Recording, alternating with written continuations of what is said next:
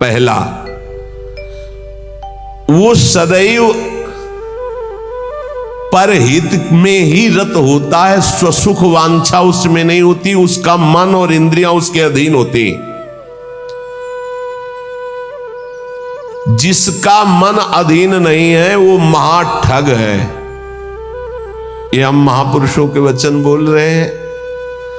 जिसका मन अधीन नहीं है वो महाठग है। दैवी संपत्ति को चुरा करके आसुरी संपत्ति को प्रकट करना इस मन रूपी महाठग का प्रभाव है। जिसका मन अधीन नहीं है वो आसुरी संपत्ति वाला है। नाना प्रकार से सत भजन रूपी धन का अपहरण करवाता है मन काम क्रोध आदि से मिल करके। इसलिए जो भक्त होता है सबसे पहले इस महाठग को अपने अधीन करता है, मन को। उसकी हर बात का अनादर करके सदगुरु की बात से इस मन को वश में किया जाता है, मन की बात का अनादर करके। और जो मन के अनुसार चलता है वो स्वयं महाठग अपने को ठगा करके ऐसे कार्य करता है जिससे पछताना पड़े। तो भक्त का पहला लक्षण है मन विजयी, स्वसुख वांछा का त्यागी, पहला लक्षण है इसमें जो वर्णन कर रहे हैं। दूसरा है भक्त मृत्यु विजयी होता है। मन विजयी, इंद्रिय विजयी, और दूसरा मृत्यु विजयी। वो हर समय सच्चिदानंद भगवान के चिंतन में इतना निमग्न रहता है कि उसके अंदर से मृत्यु का भय खत्म हो जाता है, मरने का भय खत्म हो जाता है। मन और इंद्रियां अधीन और मृत्यु के भय से मुक्त, भक्त का लक्षण। जिए काल बस ना परे, समुझ जे आए शरण ते डरत ना काल डर, शुद्ध भक्त का लक्षण। तीसरा, सदैव गुरुदेव और भगवान के अनुकूल ही कार्य करने वाला, जिससे गुरुदेव की आज्ञा पालन और भगवान की प्रसन्नता हो, उसके अलावा कोई भी अन्य कार्य उस भक्त के द्वारा नहीं हो सकते। अर्थात तस्मात् शास्त्रम प्रमाणम ते कार्याकार्यो व्यवस्थित हो। उसके आचरण साधुता के अनुकूल, गुरु के अनुकूल, शास्त्र के अनुकूल, भगवान के अनुकूल। श्री कृष्ण अनुकूलेन प्रतिकूलस्य वर्जनम, प्रतिकूलस्य वर्जन, प्रतिकूल को त्याग दिया, विसर्जनम पूर्ण रूप से त्याग दिया। पहला है मन और इंद्रियों को वश में करने वाला। अगर मन और इंद्रियों को वश में नहीं किया तो महाठग होगा, क्योंकि मन बहुत ठगी है। वो सारी देवी संपदा को चुरा कर आसुरी संपदा प्रकाशित करता है, इसलिए उसका स्वभाव ठगी हो जाएगा। जो मन और इंद्रियों को वश में नहीं किया, ठगी का मतलब पाखंड, बाहर से बड़ा और अंदर से पोला। अंदर से वही काम क्रोध लोभ मोह मद की प्रवृत्तियां, वही धन, वही भोग वासनाएं। बाना कुछ और है और आचरण कुछ और है। दूसरा है मृत्यु पर विजय प्राप्त की, मृत्यु के भय का नाश हो गया, वही भक्त है। पहला लक्षण शरणागति में आता है निर्भय, मृत्यु का भी भय खत्म हो गया है। तो जो साधक है वो चल रहा है, लेकिन वो मृत्यु से थोड़ी डरता है, वो तो चल रहा है प्रभु की तरफ। और जो प्रभु का भक्त हो चुका है उसके अंदर मृत्यु का भय कैसे होगा। तीसरा, भूल न दे कुमारक पाऊं, गुरु और इष्ट के प्रतिकूल आचरण बन ही नहीं सकता भक्त के द्वारा। वो सदैव गुरुदेव की आज्ञा और इष्ट देव की प्रसन्नता पर ध्यान रखकर कार्य करता है। चौथा, सदैव देखता रहता है कि मेरे गुरुदेव, मेरे इष्ट देव मुझे देख रहे हैं। मैं जो भी आचरण कर रहा हूं मेरे गुरुदेव देख रहे हैं, मेरे इष्ट देव देख रहे हैं। एक शिष्य बनने के लिए दो लोग गए, गुरु ने दोनों को तरबूजे दिए, कहा एक तुम जाओ ऐसी जगह से अमनिया करो जहां कोई देख ना रहा हो, ऐसी जगह जाके काटो जहां कोई देख ना रहा हो। एक आए थोड़ी देर में काट के बैठ गए। बोले उसको भी आ जाने दो। शाम तक घुमा, लौट के ऐसे ही पूरा रख दिया, जिससे अमनिया की हुई बैठे थे, उनसे पूछा कि तुम बहुत जल्दी आ गए मनिया करके, कहाँ?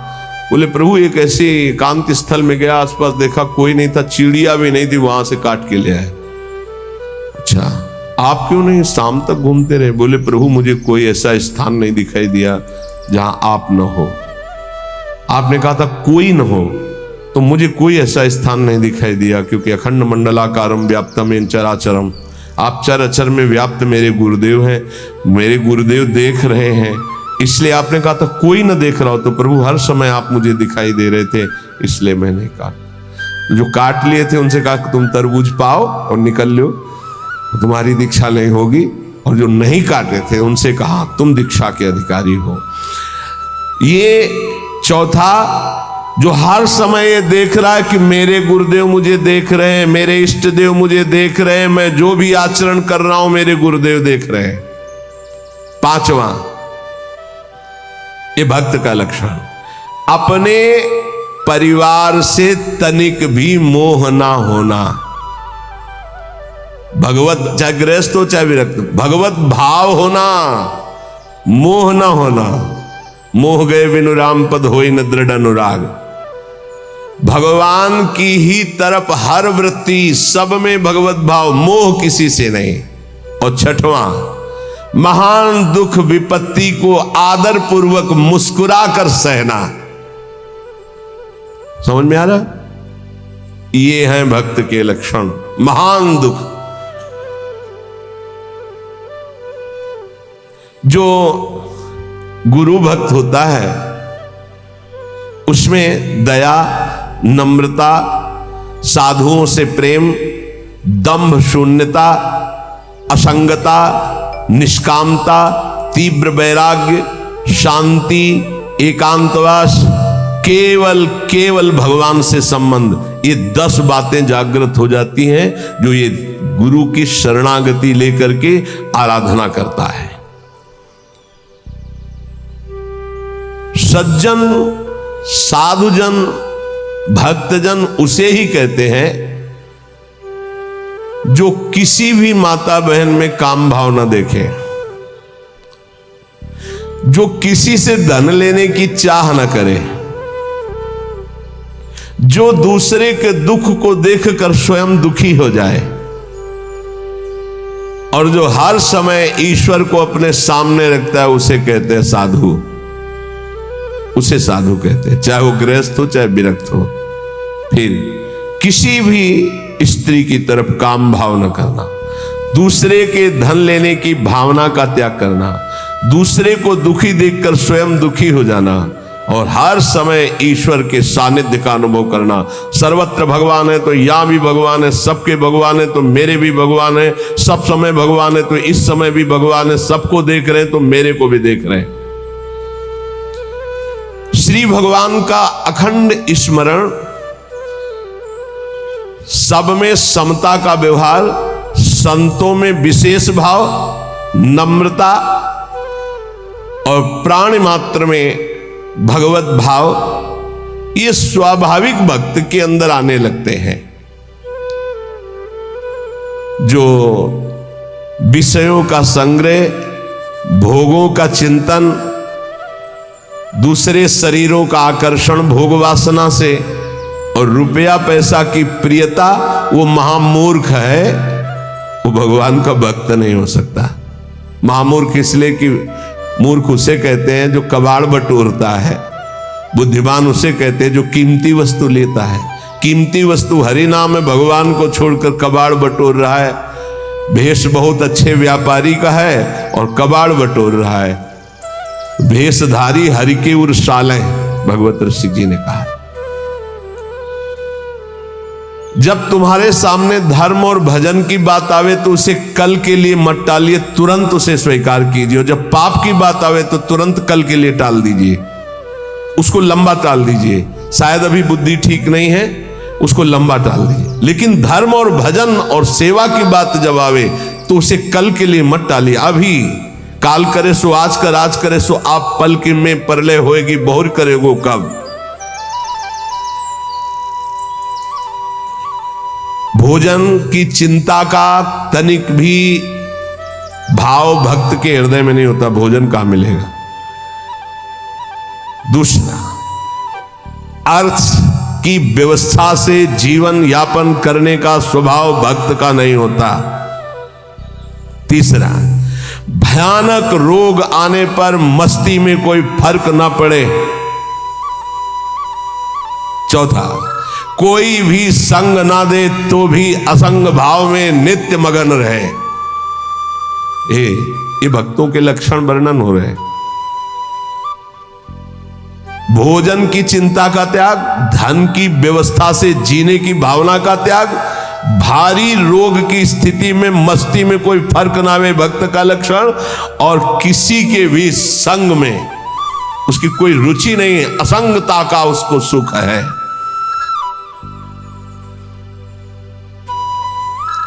जब हम नए नए संत वेश में थे तो श्री स्वामी ओंकारानंद सरस्वती जी महाराज नजफगढ़, बहुत बड़े महापुरुष थे, उनके दर्शन करने गए तो उन्होंने कहा, अच्छा बेटा संत बन गए हो। पहले से वो कृपा करके घर जाया करते थे, बहुत से संत भगवान जाते थे, तो बहुत अच्छा बहुत अच्छा। देखो बेटा संतों का जीवन, आज उसे लिखा पाया है, हाँ वहां तो उसने समझाया था तो समझ गए। जो संतों में लक्षण, तो श्वान के 10 लक्षण महान संतों में पाए जाते हैं, ये लिखी है इसमें बात। और वो बात हमको बचपन में बताई थी, इसीलिए जो आप लोग सुनते हैं सब संतों की जूठन है, महापुरुषों के अनुभव, जो छाती का अनुभव सब मिलाकर तभी आपको जो कुछ भी वो तभी अनुभव में आता है।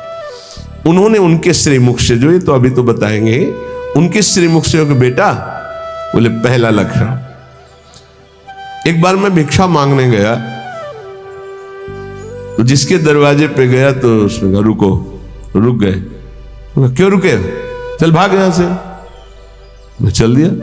ए स्वामी जी रुको रुको रुको, आ जाओ।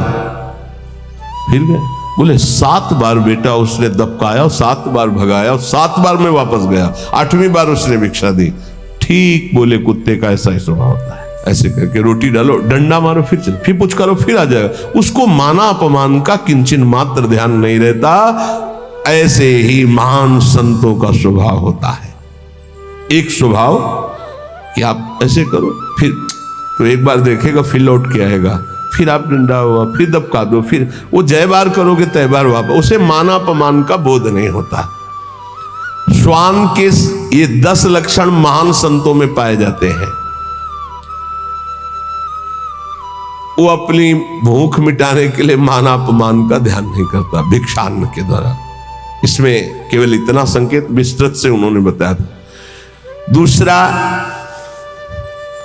बोले बेटा जब बंदर सर्प को पकड़ लेता है, तो तुमने देखा नहीं होगा, मैंने देखा, ऐसे वो फण पकड़ता है, पेड़ में ऐसे रगड़ता है, फिर कान में लगाता है, अगर वो सूं हुआ जरा सा फिर रगड़ता है उसको। बोले उसके मरने पर भी 100 बार रगड़ता है उसको। बोले मैंने देखा। बोले दूसरा लक्षण संत का है कि वो अपने मन को ऐसे रगड़े जैसे बंदर सांप को रगड़ के मारता, मारने के बाद भी 100 बार रगड़ता है। मरे हुए मन में ही भगवदानंद की उत्पत्ति होती है। पुराने संतों के जो वचन है वो बहुत गूढ़ होते हैं, उनका अर्थ पूरे जीवन भर निकलता रहता है। मन को जिसने मार लिया वही महात्मा, मन को जिसने चेला बना लिया वही जगत गुरु, मन को जिसने परमात्मा स्वरूप कर लिया वही जीवन मुक्त महापुरुष हो गया। सारा खेल इस मन के ऊपर है। तो कह रहे पहला कि भूख मिटाने के लिए माना अपमान का बोध न रखना, जो भी बताया। दूसरा, जैसे श्वान का कोई पर्सनल घर नहीं होता है, पर्सनल घर दरवाजे पे भी पड़ा रहता है। अच्छा, जहां मिला वहां पा लिया, दरवाजे पे पड़ा है। बोले जो भगवदा अनुरागी विरक्त होते हैं उनका निज ग्रह नहीं होता, वो भगवत ग्रह में वास करते हैं। भगवान जहां वास दे दिए, या भगवान के मंदिर या भगवान के धामों में, या फिर घर के अंदर नहीं वास करेंगे। ध्यान रखना, हमने देखा है कि बहुत से बड़े बड़े महात्मा जन आए, कभी घर में वास करने की बात नहीं। बाहर खपरेला था, उसके नीचे, या स्कूल सामने था वहां, या किसी देवालय में, कभी घर में शयन करने की नहीं। वही जो हमारे महात्माओं की रहनी, उसी को भूला जाता है, इसलिए धोखा खा जाया जाता है। विरक्त होकर गृहस्थों की सैया पर शयन करोगे, अपने आप को संभाल पाओगे, सवाल ही नहीं उठता है। दूसरा बताया कि जैसे श्वान जमीन में शयन करता है, भूमि शयन वलकल वसन, ऐसे महापुरुषों का होता है। जैसे भगवान रखे वैसे जीवन यापन करते हैं, अपनापन कहीं नहीं है प्रभु के सिवा। तीसरा, भक्तों की निद्रा कैसी होती है? श्वान निद्रा तथैव च, बिल्कुल तस्मा शास्त्रम प्रमाणम, श्वान निद्रा एकदम सावधान, ऐसी निद्रा, सदा सजग निद्रा में वो रहता है भक्त, सावधानी से। उसका ऐसा सोना नहीं होता कि कुछ कुंभकर्ण के अंश वाली नींद वाले होते हैं। कुंभकर्ण कैसी जगह है जानते? उसके पेट में बड़े बड़े भाले ऐसे सब, हाथी की चिघाड़ कान में। जब भूख लगी, भोजन की खुशबू गई, तब कुछ असर आया उसको कि तो ऐसे ही जब 11-12 बजे भूख का, तब भले नींद खुले, नहीं तो ऐसे ऐसे महापुरुष हैं कि निद्रा समाधि स्थिति 10-10 बजे तक सोते हैं। हमें लगता है कि अगर परसेंट जोड़ा जाए तो 80% ऐसे सोते हैं। 20% होंगे पूरे देश में जो जगते होंगे 4 बजे 3 बजे और अपनी साधना भजन में, नहीं तो प्राय ऐसे 2 बजे तक मस्ती की और फिर सो गए, 11 बजे तक सो रहे, और भगवान सूर्य उनकी आयु श्री कीर्ति यह सबका अपहरण कर रहे हैं और उनको पता नहीं। भक्ति की निद्रा श्वान निद्रा तथैव च। और इसके बाद कब वो दरवाजे से चला गया पता नहीं चला। ऐसे सच्चे संतों को देखा है अपने वहां, रात्रि में कब वो बिस्तर लेकर के निकल गए पता नहीं चला। प्रायः सुबह जब उनको ओम नमो नारायण करने के लिए गए तो तख्ते खाली मिला है। कभी ये बता के नहीं कि मैं जा रहा हूं, कभी नहीं।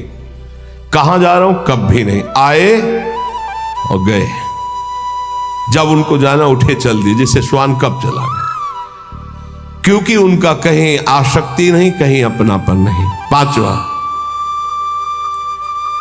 केवल अपने इष्ट देव का ही भरोसा रखना, अन्य का कहीं किंचन मात्र आश्रय न होना। जैसे श्वान भगवदीय भिक्षा से जीवित रहता है, भगवदीश, अब किसी के मन में है डाल दिया खा ले, नहीं मिला तो पूरा दिन भूखा रह सकता है, रहते। स्वाद बुद्धि का त्याग करके तिरस्कार पूर्वक मिली हुई भिक्षा भगवदानंद को प्रकट करती है।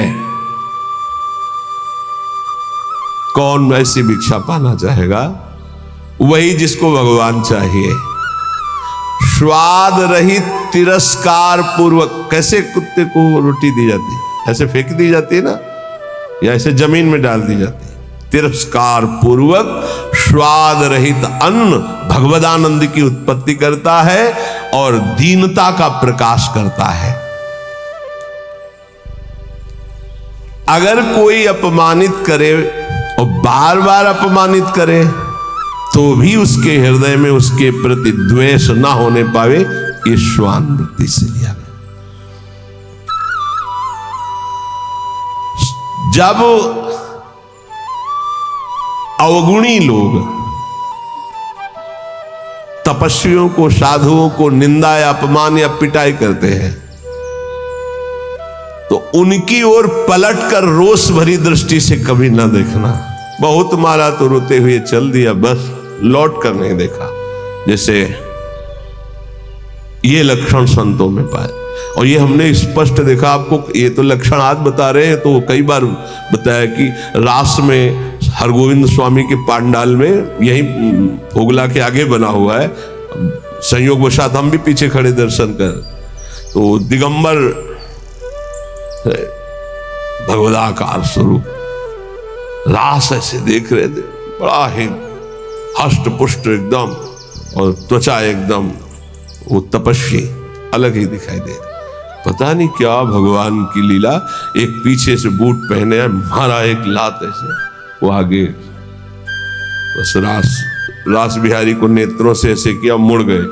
5-7 बार उसने दौड़ दौड़ के लात मारी, महाराज पीछे मुड़ के नहीं देखा। वो बलिहार है, किस कोट, अब कौन जाने कि किस कोट के अवधूत महापुरुष है, क्या अपना सर्वनाश कर डाला उसने। वो लौट करके नहीं देखे कि कौन मार रहा है, क्यों मार रहा है। और एक और खास वृत्ति श्वान में, वो ऐसे नहीं चलता, वो सदैव ऐसे चलता है। बोले जो भक्त होता है उसकी ग्रीवा झुकी होगी और नेत्र केवल उतने ही दर्शन करेंगे जितने में पैर पड़ना है। ऐसे नहीं चलता, ऐसे चलता है। ये सारे लक्षण उसमें आ जाते हैं। आदि श्री गुरुदेव शरण दृढ़ करि विश्वास संभारे, ता पीछे प्रतीति नाम श्री धाम मनोहर धारे।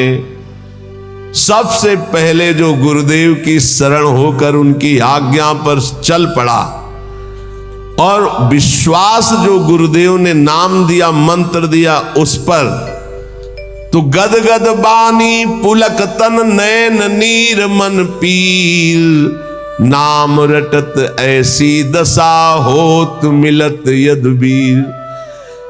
जब गुरुदेव की कृपा से, जो गुरुदेव प्रदत्त नाम में बड़ी महिमा है, जो ही नाम जब गुरुदेव के अनुसार होता है, मनमानी नहीं, मनमानी आचरण नहीं, तो बोले गदगद कंठ हो जाता है, आवाज नहीं निकलती सही ढंग से, नेत्रों से अश्रु बहने लगते हैं। जब नाम रटते हुए ऐसी दशा हो तो जान लो प्रभु के मिलने का समय आ गया है। नवधा दशधा परा रस रूपा भक्ति विचित्र, विविध भाव अनुराग सुख नामाधीन सुमित्र। गुरु जी ने जो नाम मंत्र दिया उसी से नवधा भक्ति पूर्ण हो जाएगी, दसधा प्रेम प्रकट हो जाएगी, परा सर्वत्र भगवत तत्व का बोध हो जाएगा, और रस रूपा प्रियालाल की लीला में प्रवेश हो जाएगा। उसी से सब हो जाएगा। तुम पकड़ो गुरु जी के प्रदत्त जो नाम है, मंत्र है। विविध भाव अनुराग सुख नामाधीन सुमित्र। ऐ सुंदर मित्र मेरी सलाह मान ले, गुरुदेव प्रदत्त नाम से नवधा दसधा परा रस रूपा भक्ति विचित्र और विविध भाव अनुराग सुख नामाधीन सुमित्र। जो गुरु प्रदत्त नाम है वो नवधा भक्ति पूर्ण कर देगा, वो तुम्हारे हृदय में दसधा प्रेम प्रकट कर देगा, परा तत्वबोध प्रकट कर देगा, रस रूपा लीला प्रवेश करा देगा, विविध भावों के द्वारा आराध्य देव की सेवा, ये सब नाम से प्राप्त हो जाता है। जौलो रग रग से नहीं सुधन नाम निज सार, निकषत परम प्रकाश में मधुर मोहब्बत यार। ए मित्र, जब तक तुम्हारे रोम रोम में नाम की धड़कन नहीं समा जाएगी तब तक ये मोहब्बत नहीं होगी प्रभु से, प्यार नहीं होगा प्रभु से। इसलिए रटिलो मन मन लीन सहित श्री नाम ही तोलो। सब कलम से एक भक्त ने प्रश्न किया कि दिन दूना रात चौगुना भक्ति बढ़े, ऐसा साधन बताइए। एक ही ऐसा साधन है, मन मन से, बस नाम मन मन से। अगर दिन दूना रात चौगुना भक्ति न बढ़े तो आप हमसे बताइएगा। ये सब बाहरी सेवाओं का, बाहरी कार्यों का फल है कि आपका अंदर का चिंतन तैल धारावत इष्ट देव में हो जाए। पूरे जीवन के लक्ष्य की बात कह रहा हूं। हमारी गुरुदेव भगवान के प्रदत्त यही बचपन से निष्ठा बन गई थी कि एक भी श्वास खाली नहीं जानी चाहिए। बस ये अहो भाग्य कि हमें गुरुदेव भगवान ने बचपन में ही ये सूत्र डाल दिया था, एक भी श्वास सुमिरन के बिना जाए तो धिक्कार तुम्हारे जीवन को। तो ना माला में ना गणना में, इस पे हमारी कभी रुचि नहीं रही गायत्री जी के सिवा। गायत्री अनुष्ठान के लिए जो नियम दिया गया था उसमें गणना थी कि उसका पुरस्चरण पूरा करने के लिए इतने माला, इतने घंटे, वो छोड़कर इसके अलावा कभी गणना में नहीं बुद्धि रही, श्वास पे बुद्धि रही। बोले जब मन और मन दो मन है, एक है जो असत मार्ग में जाता है और एक है जो सत मार्ग में। वही मन जलता है कि मैंने ऐसे क्यों किया, और वही मन करवाता है। तो मन दोनों, हमारा जो असत मार्ग का मन, सत मार्ग का मन, जब दोनों एक होकर केवल मन नामाकार हो जाए, दो मन से सौदा होता है। कर लूं क्या यार, ये करना सही रहेगा कि नहीं रहेगा, नहीं सही रहेगा, नहीं यार कर लेते हैं। ऐसे प्रत्येक कर्म जो होते हैं संकल्प विकल्प करके, संकल्प विकल्प खत्म, एक निश्चय पक्का बुद्धि का कि नाम ही सर्वोपरि है। अब वो मन में निरंतर नाम रहा है। तो बोले फिर जो आनंद प्रकट होता है, वो आनंद एक बार प्रकट होता है, फिर कभी नष्ट नहीं होता, वो बढ़ता रहता है। वो बड़े बड़भागी जन हैं जो इस नाम में अपनी रुचि कर पाते हैं। पर जो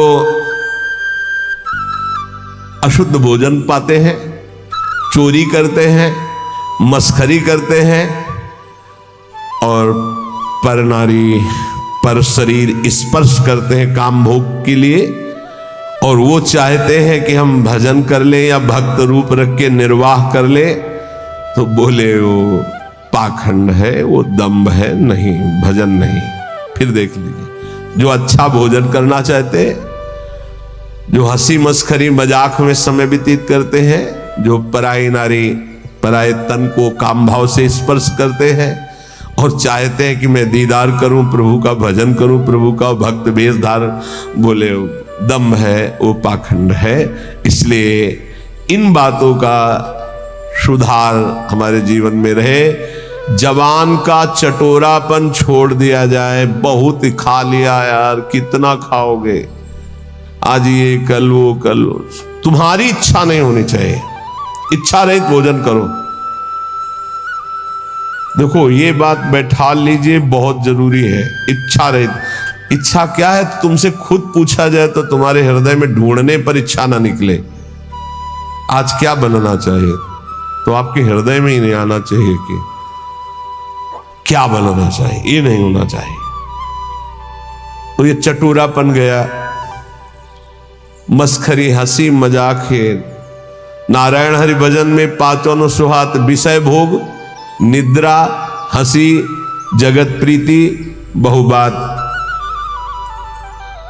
कुछ साधकों का स्वभाव होता है चुटकी लेना, मजाक करना, विनोद करना। हमें लगता है सुधार करना चाहिए। उदासीन गंभीर स्वभाव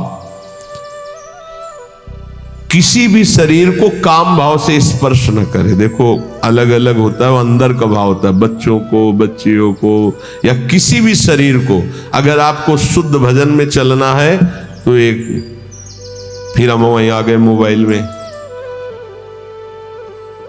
कल एक बच्चा बहुत विकल होके रो के सभा में कह रहा था ऐसे, उनका नाम जप करो बच्चा इससे ठीक हो जाए। बोले कुछ नहीं रह गया उपाय।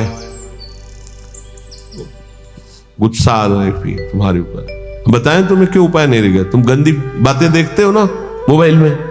बोले जी। गंदी क्रिया करते हो ना? जी।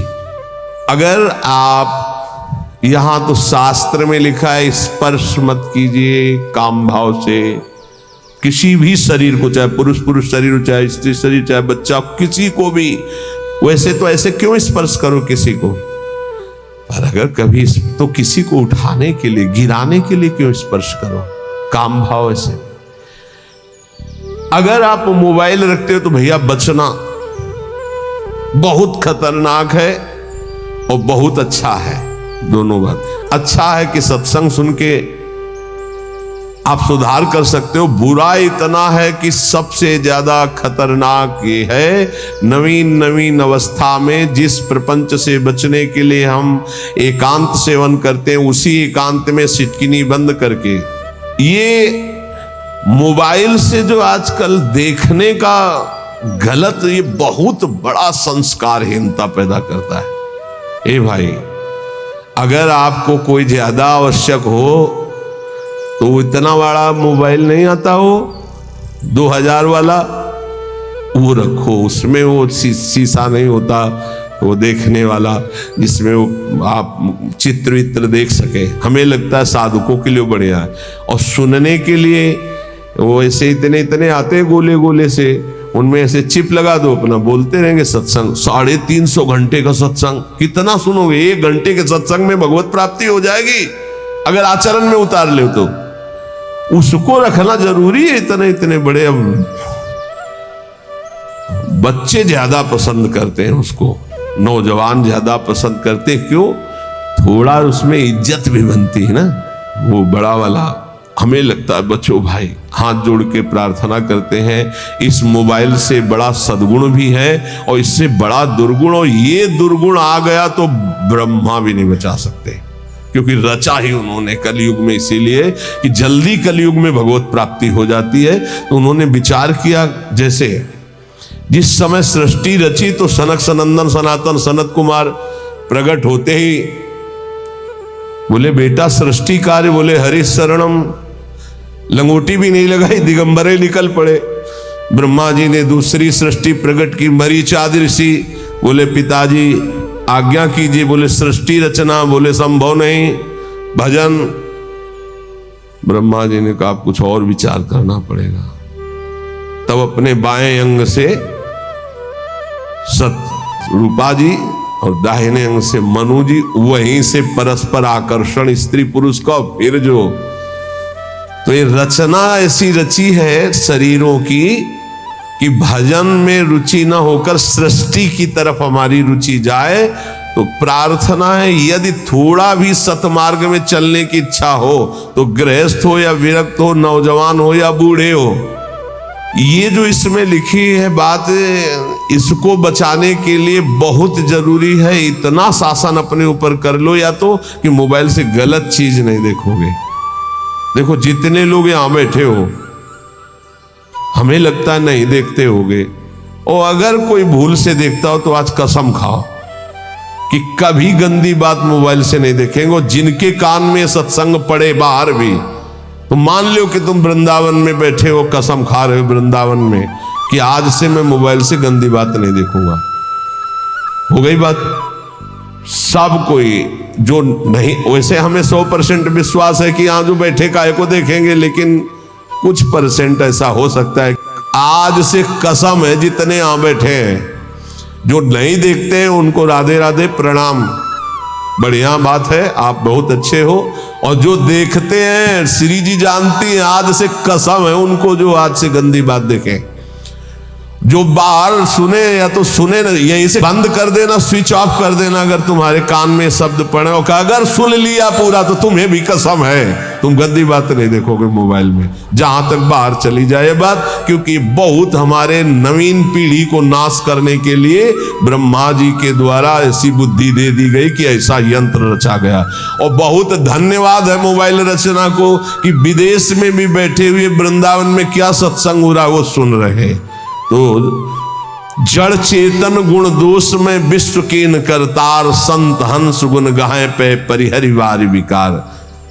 जितना भजन करो भगवान को अर्पित कर दो, भगवान की बैंक में जमा कर दो। बहुत सावधानी से 1-1 मिनट कर्म करो।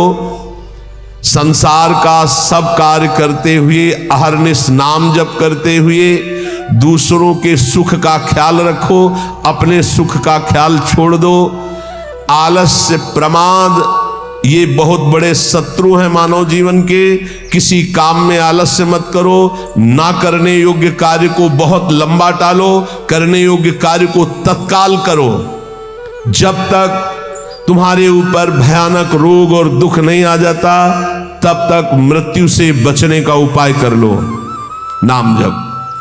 अगर दुख आ चुका है तो फिर शरणागत हो जाओ अंदर से, तो भगवान भजन प्रारंभ करवा देंगे। कभी आमदनी की भावना भजन करने वाले में ना आने पावे। कितना आया अमुक प्रोग्राम के बाद, आमदनी की भावना ना आने पावे। कम बोलो, कम खाओ, कम सो, अधिक नाम जप करो, सत्संग करो, एकांतवास करो और अपने जीवन धन प्रभु का दृढ़ भरोसा रखो कि इसी जन्म में भगवत प्राप्ति हो जाएगी।